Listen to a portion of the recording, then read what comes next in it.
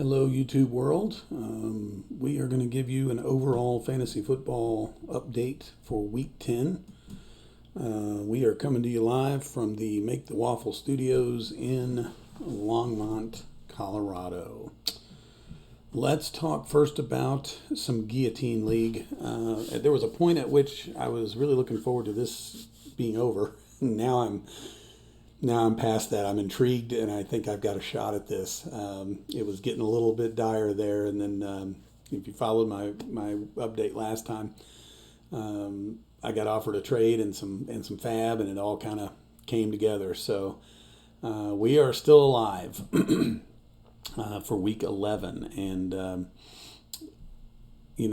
still looking pretty good here. Waiting on Trey Benson to come back. I won't be getting rid of him. Hubbard is my handcuff to Rico, Uncle Rico, so we're going to keep that. Brian Thomas is a candidate to maybe be shipped out, and so is Moore.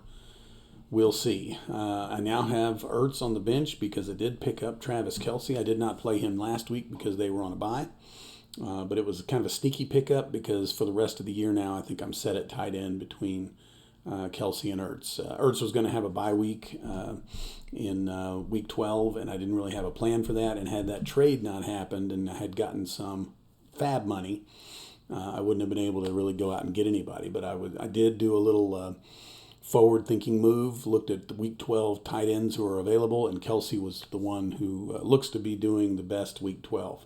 That being said, I think there was some pretty good talent put into the waiver wire pool after this last team got eliminated this past week. So I finished like 6th, I think, which isn't great. It's in the danger zone-ish, but I was always pretty well ahead of the guy who was at the bottom. So I wasn't too stressed out this week about it, and that's one of the reasons why I decided again, for the third time I will say, I am never doing another Guillotine League or another Survivor League. I just won't do them. They're too stressful, and I don't know how much skill really is involved. I think there's a lot of luck. That's for sure. I mean, there's luck in regular fantasy football, but for Guillotine Leagues, I think it's you got to get very lucky. I think to survive as far as I have. In fact, I already know I have. It wasn't a whole lot of skill that got me here. Sorry, I had to sip a little coffee there. So we are still alive, and we are looking at week 11 with Goff, Dowdle, Genty, who I got in a trade, Smith, who's been doing really well, Adams, who's been doing well, Kelce now instead of Ertz, even though neither of them are on a bye next week. It looks like Kelce's the better choice. And then I do have Rachaad White, who at this point looks as though they are going to be the starting running back in Tampa. But if not them, then it'll likely be Deebo Samuel in that flex spot. So we'll just kind of see how that pans out. But I did reach a point where I'm kind of thinking I got a shot at this. I've looked ahead that far. I am thinking of picking up Purdy and dropping Goff for $1. And I am thinking about picking up Aaron Jones and dropping Moore for $1. There's some Bijan Robinson's available. There's a wide receiver that I can't even remember right now who's available. It's Chase, Jamar Chase. So I'm not going to have a chance at those guys. I've got $7, and I just got to kind of fly in under the radar and grab these guys. I would also say I'm the guy, too, now at this point. I'm kind of looking at who gets cut. Because if they cut someone who maybe is, again, on a bye week this week or something, but is going to be good at the end of the year, maybe I can just kind of pick them up on the down low. So there's the Guillotine League. We are still alive. You will get another update next week.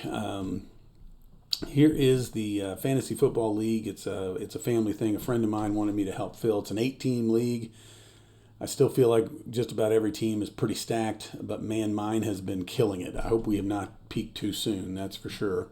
I did have Jonathan Taylor, who scored 57 points this week, and that pretty much just locked it up for me. But Drake May, again, has been a really nice surprise. London has been awesome. Olave came through this week, which has been kind of cool.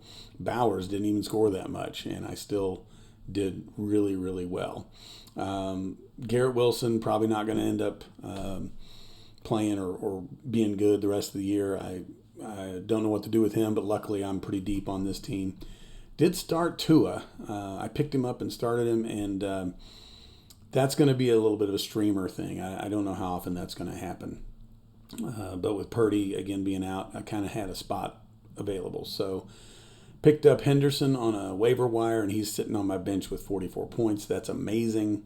One of the rare weeks where I did not start Wan'Dale Robinson, but he's actually also been really good. So this team is 8-2. I'm at the top of the standings.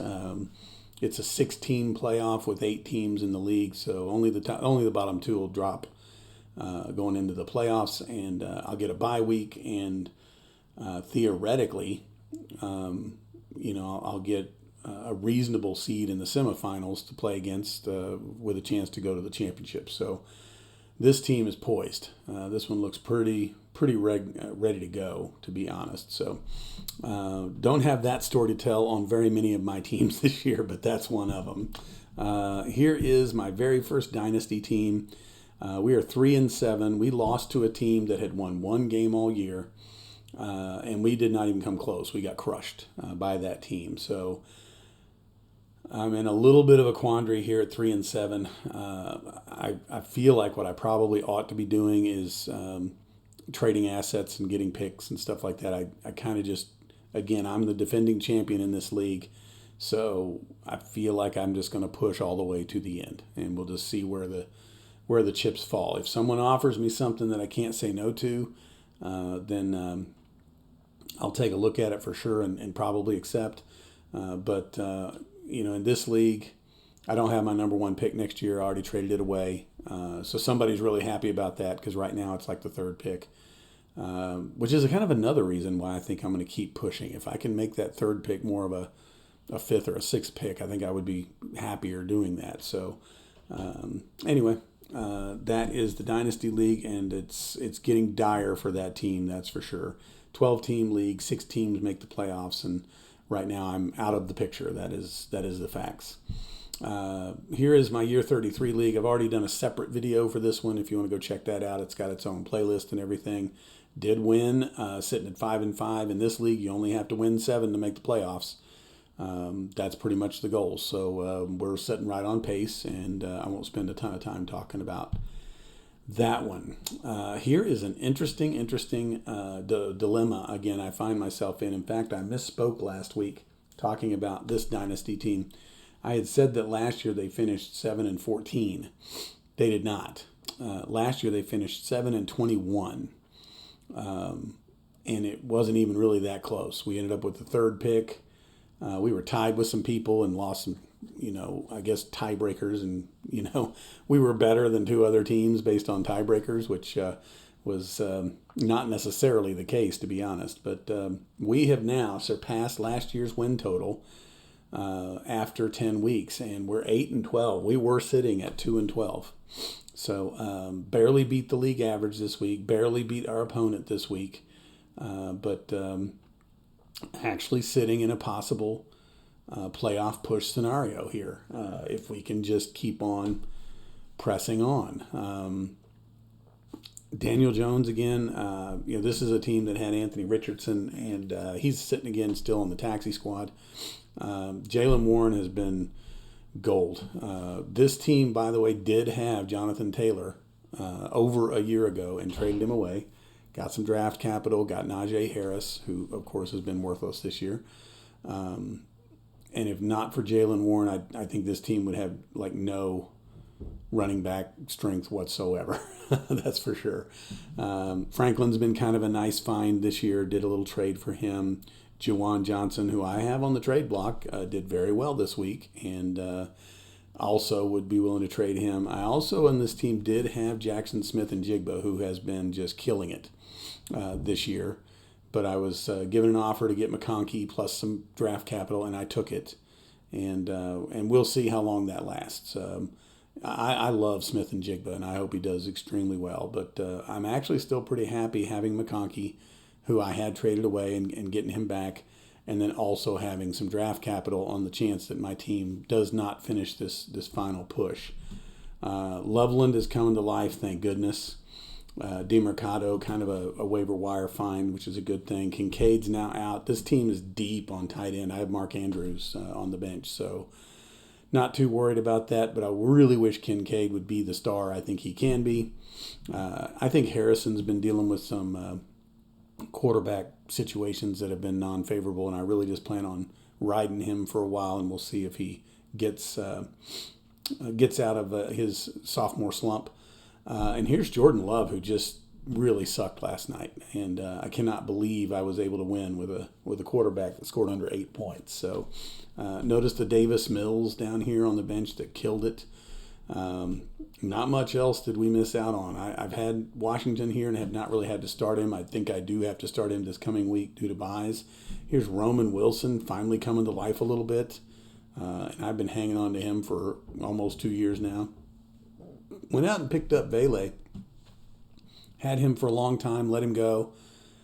And now that the Saints traded Shaheed, I think Vele might have a shot here. And then here's Andrews, again on my bench. So, yeah, I think this team's got a chance. And at 8-12, we're sitting in a lot better shape than we were last year.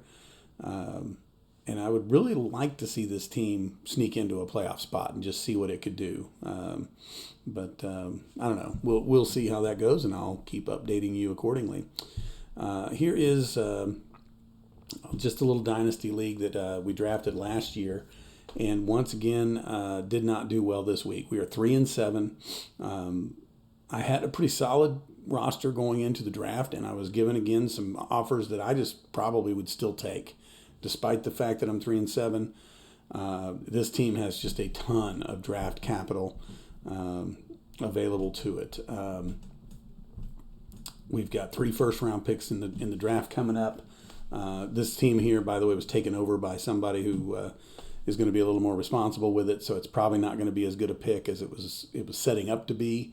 And then Coletto Hurts here is doing pretty well too. So I think in the end, what might happen is my pick might end up being the best pick. But 3 first-rounders, 3 second-rounders. Did trade a second-rounder for Tyrone Tracy, and then also ended up trading a 4th rounder, I think it was, and Parker Washington for Devin Singletary. So I got some running back depth that way. And this was a league where a guy wanted Parker Washington, who I had picked up off the waiver wire. And I said, okay. And then, of course, Parker Washington went out and killed it this week. So, yeah, we'll see how all that shakes out. But this team, probably uphill battle. Need to see how it's going to kind of work this week, and then we'll know. Because if I get to 8 losses on this one, I don't think I'm going to make the playoffs. So 6 teams make it, 12-team dynasty. And I'm going to be really sad if I don't make the playoffs in this, because last year I did okay. I think I made the semifinals. And this team also used to have Joe Burrow, by the way. And despite the fact that I got Love back in that deal, and it doesn't look like Love's doing that great, Burrow's been hurt. So I do kind of wonder if things would have even been any better with him. I don't know. So anyway, it's time for this team to get hot, that's for sure. And then here is another terrible, terrible loss. This team was 4-4 and then proceeded to lose two games in a row to 2 of the lowest scoring teams ever. And so we lose to a team that's now 3-7.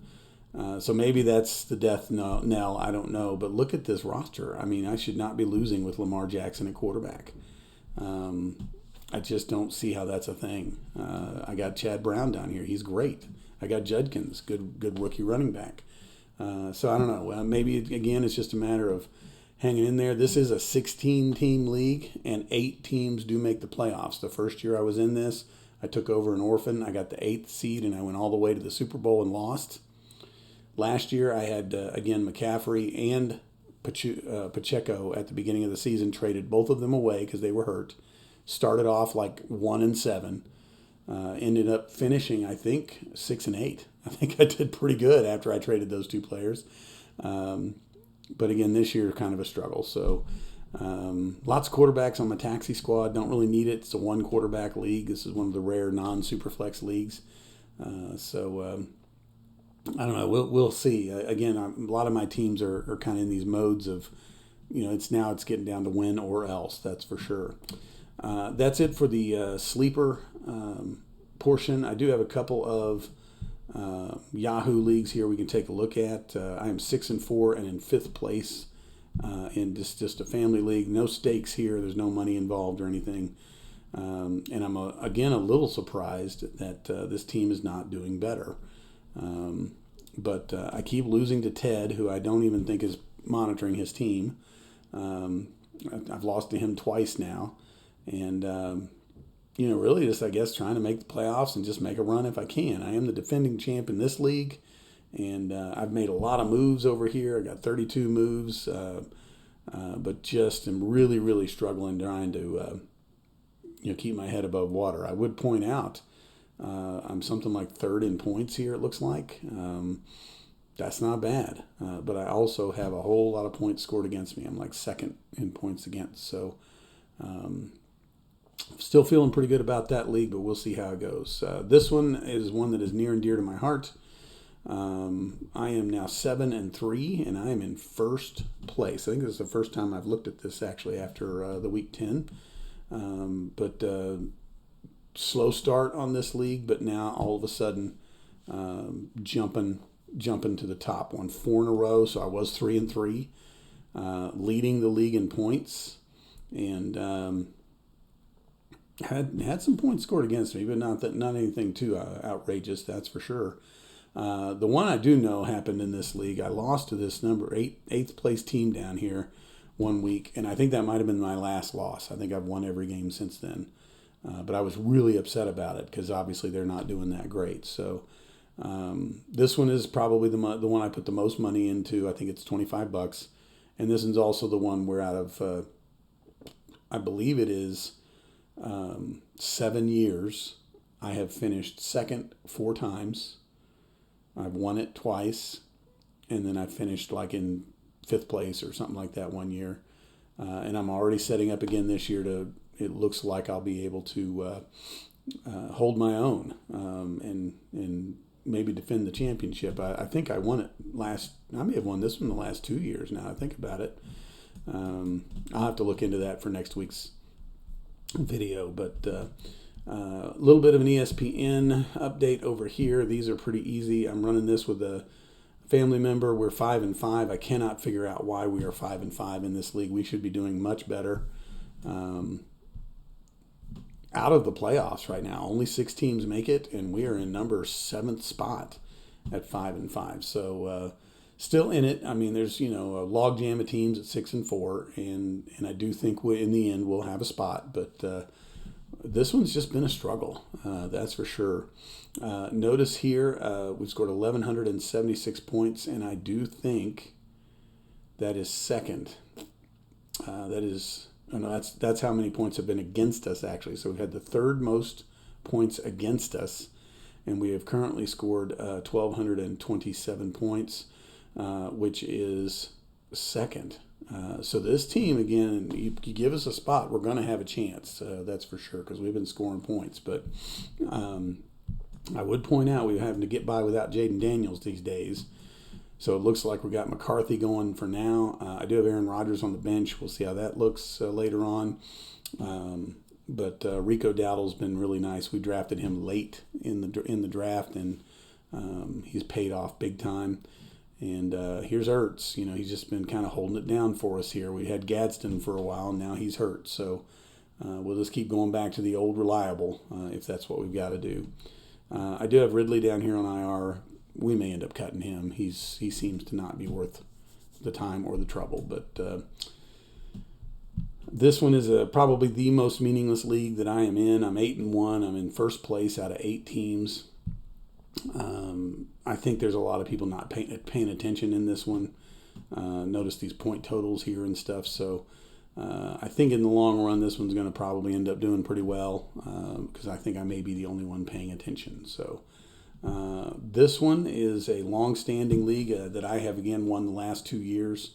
Right now I'm in 6th place. Everyone makes the playoffs. So, again, it's sort of a bloodbath at the end. I can tell you having a bye week, so if you finish in one of these top 4 spots, man, it makes a big difference. And I'm going to really try to get in there into one of those spots. But right now I'm in 6th place. If we were playing playoffs today, I would start off with my opponent this week, actually. Very good friend of mine as well. So when it comes to points, we're not scoring that great in this league. There's some 1400s out here, and we're just sitting at 12. And then as far as points against goes, it hasn't been that bad. We're just an average team. This one's the one where I think 5-5 is probably right. So anyway, that's pretty much the update for fantasy football week 10. And just know that as things start getting a little more critical, especially in some of those dynasty leagues, if we get to that eighth loss, I will be actively looking to try and acquire some draft capital and maybe trade some pieces and start making those teams better going into next year. So you guys stay safe out there, and I will check in with you again next week.